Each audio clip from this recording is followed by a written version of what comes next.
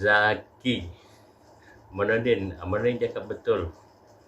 Kawan saya banyak yang dah pergi umrah pun masih main 4D. Okey, bagus Zaki.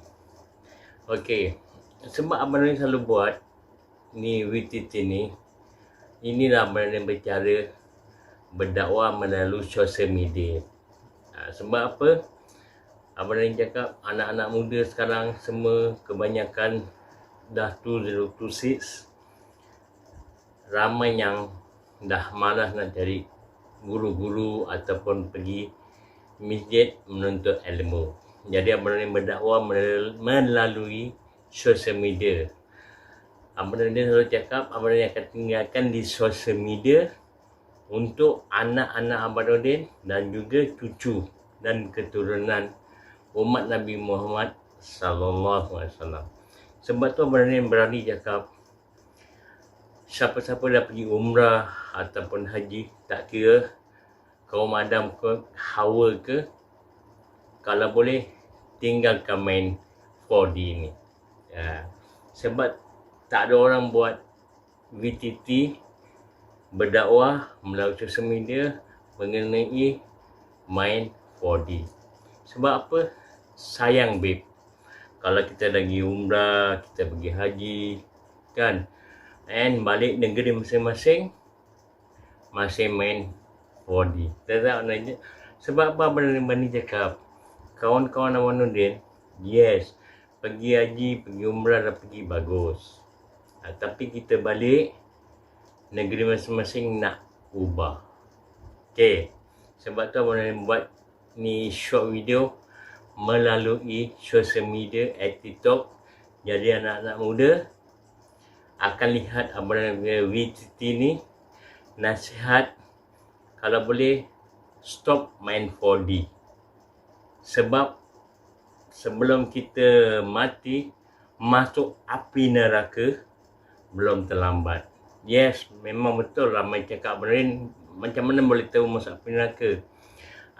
Sebab tu Abang Nordin cakap pergi cari guru-guru, pergi tuntut ilmu, belajar. Sebab apa? Sebab main 4D ni paling senang, orang tak tahu punya. Kalau kita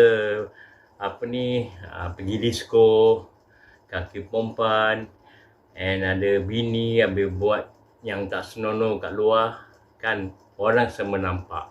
Tapi main 4D ni kan tak ada siapa yang tahu. Lagi-lagi zaman sekarang, zaman sosial media. Semua main 4D, main apa-apa judi semua online. Betul tak Abang Nordin cakap? Sebab tu zaman sekarang Abang Nordin berdakwah melalui sosial media TikTok. Jadi anak-anak muda sekarang yang rajin tengok TikTok akan nampak Abang Nordin berdakwah melalui sosial media. Korang, jadi this is a wake up call. Sebab Abang Nordin cakap sebelum kita mati belum terlambat. Okay? Abang Nordin sekali cakap Abang Nordin akan tinggalkan social media, terutama dekat YouTube, dekat TikTok. Dan sekarang zaman akan datang kita tak tahu apa lagi social media akan keluar. Jadi sebelum Abang Nordin mati, Abang Nordin akan tinggalkan dunia ni dan akan tinggalkan walaupun satu ayat yang boleh buat umat Nabi Muhammad semua berubah. Okay? Inilah walaupun satu ayat Nabi cakap. Okay? Dia tinggalkan ijma' ulama dan sampaikanlah walau satu ayat. Okay? You all take care, stay safe, love you. Assalamualaikum. And kalau dengar Abang Nordin meninggal, hadiahkanlah sekalung Fatihah. Okay? You all take care, stay safe, love you, and ciao. Pam.